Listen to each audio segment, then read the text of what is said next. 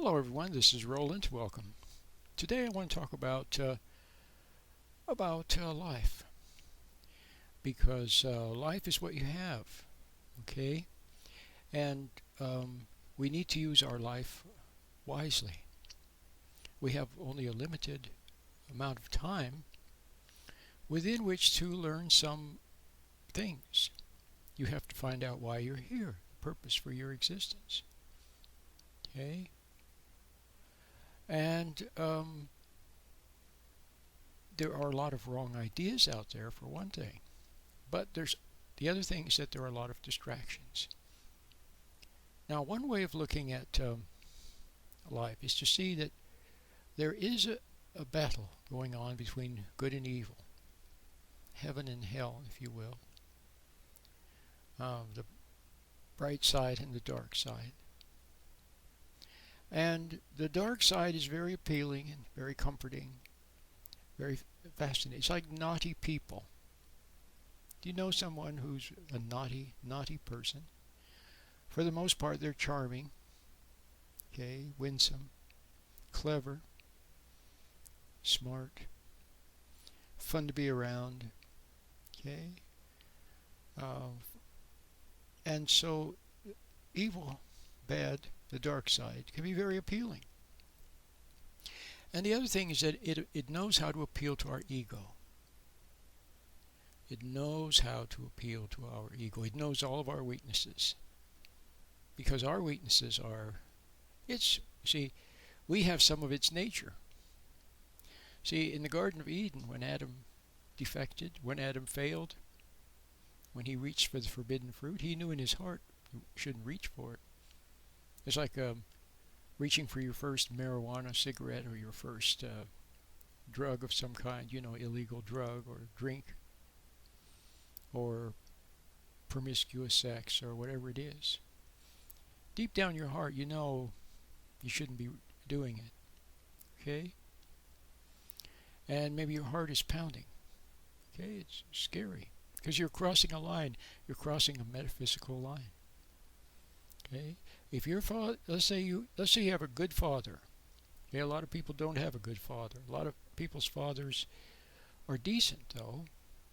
In fact, most fathers are halfway decent. They're just not quite strong enough. They're not principled enough. They're not wise enough. See? Which is what would be nice if you could become, if you're a father, husband.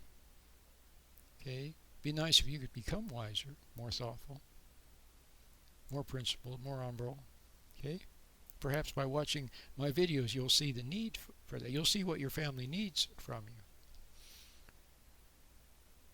But most fathers are decent, but there's something missing.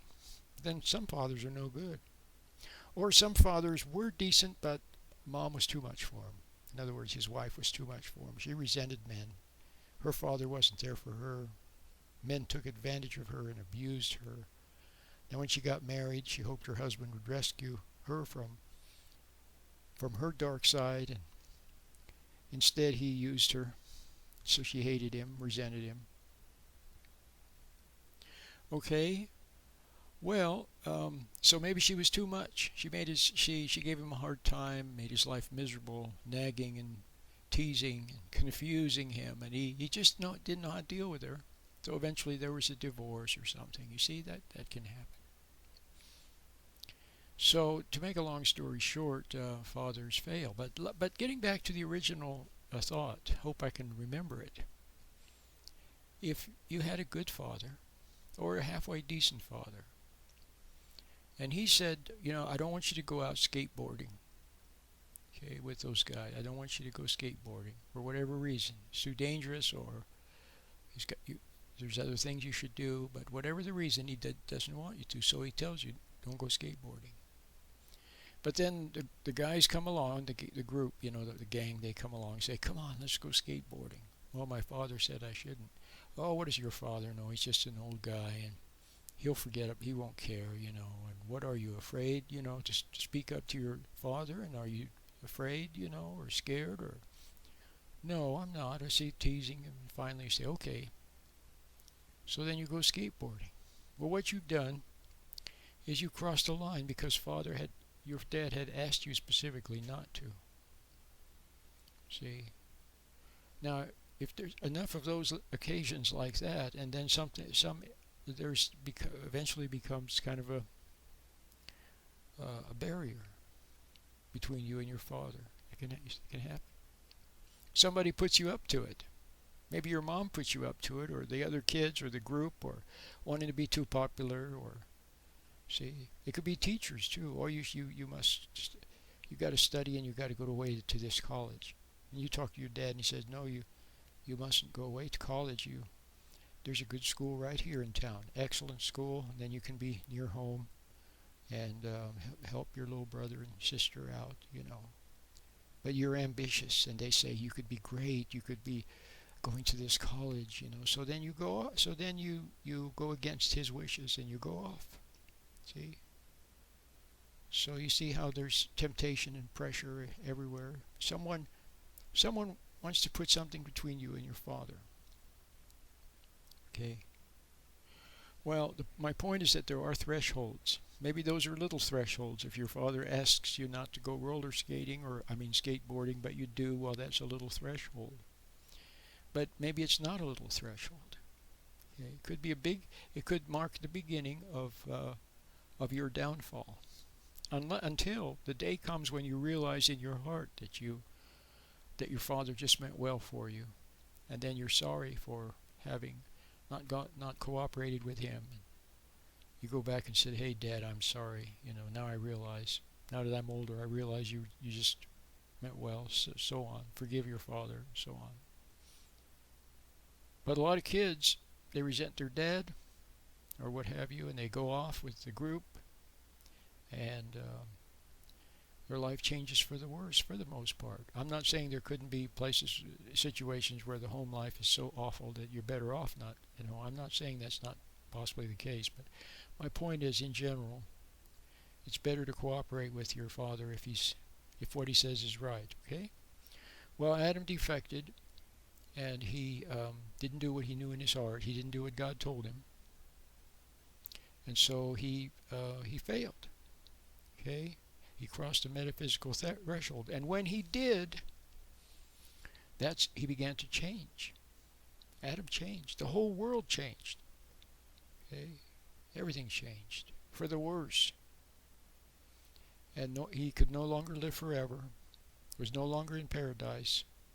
Now he began to slowly die. Okay? He had to work by the sweat of his brow. See, his wife resented him. She knew that he failed. She was the one through whom the temptation came, but she was just saying what she had heard. See, of course, if she had loved truth and loved God and loved her husband enough, then undoubtedly she might also have seen something wrong with the serpent telling them to eat of the apple, or trying to cast doubt into Adam's mind. But she was weak, maybe a little bit naughty. It was Adam's job to say, "No, dear, no, darling. Father said we're not supposed to eat of the tree of the knowledge of good and evil. So let's put the apple down." See, that's what he should have done, but he didn't, because he was ambitious. He went for the temptation. Everything changed for the worse. Okay? He crossed a metaphysical threshold. Now, in a sense, you could say he belonged to evil, to the devil. Okay? It's like, suppose there were two countries, a good country, say the United States, good country, and then there's a bad country. I don't know, Hitler Germany, or the old, communist regime in Russia, long time ago. Obviously not good. I'm just making something up. So you got two countries. So let's say that a person defected and went from the United States over and went to the enemy, to the other country, and was sided with them and betrayed secrets and so on and so forth. Well, the person has now crossed the threshold. Later, if he says, "Oh, I changed my mind. I want to go back over to my original country. I realize now that I did the wrong thing," they're going to say, It's like people join a gang.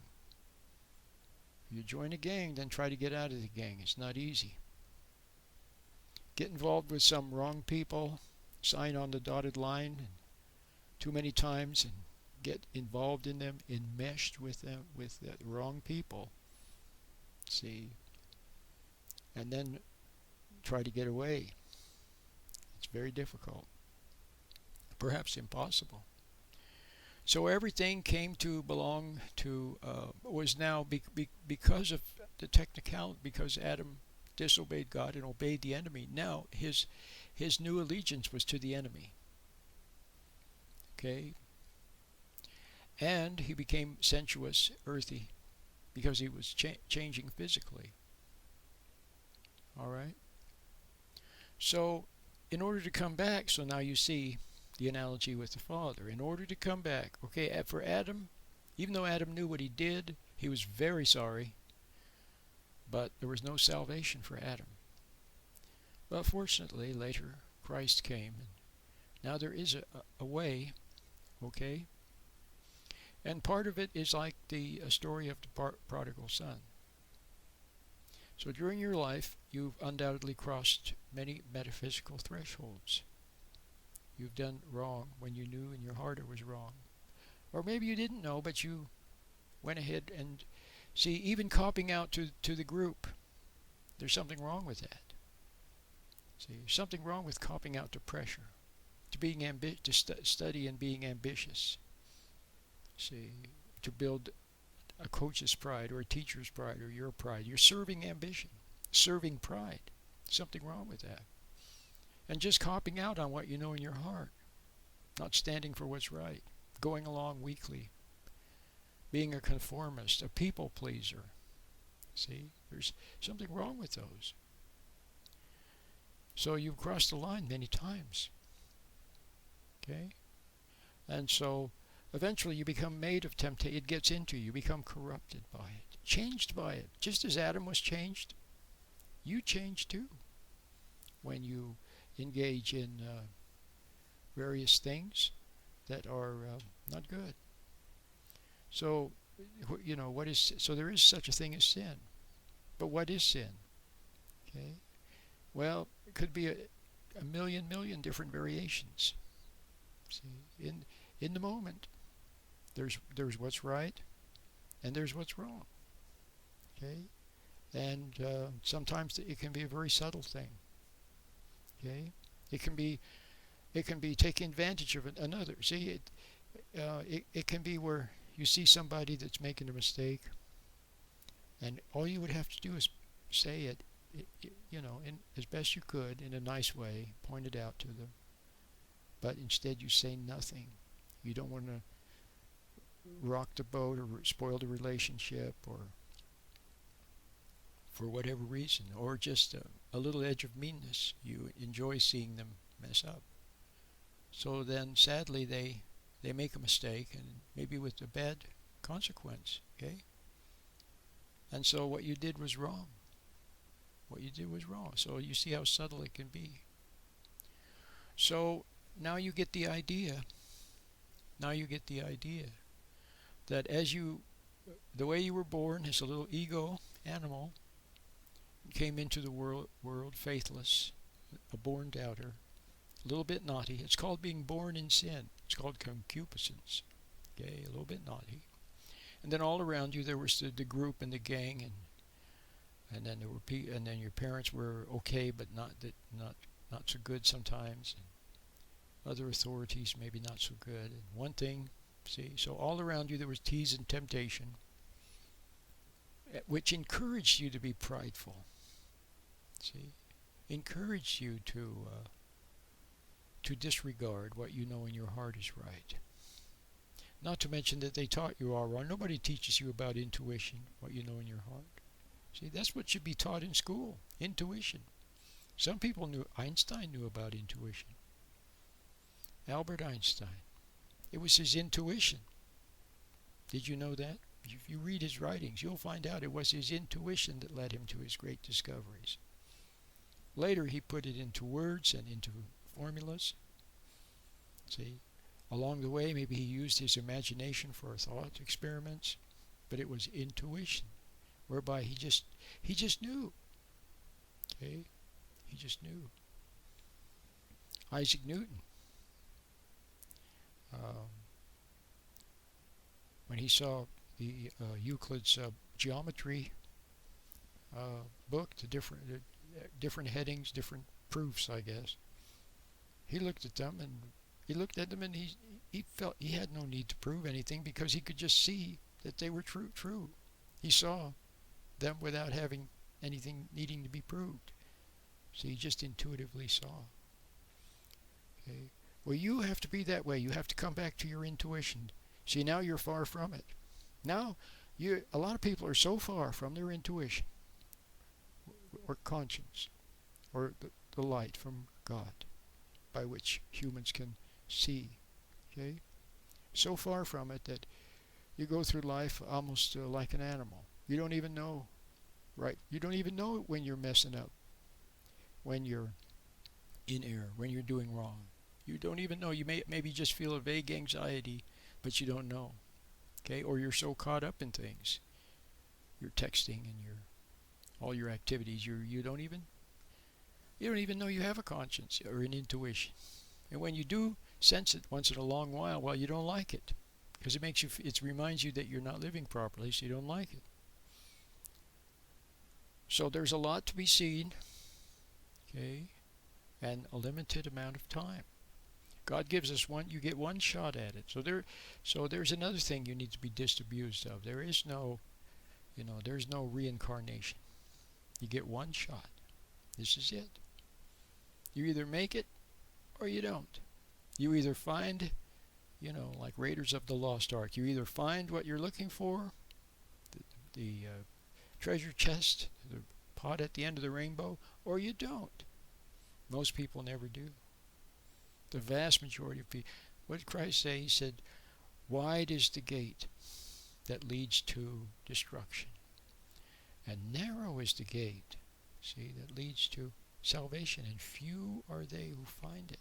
So narrow is the way. It's not for everybody.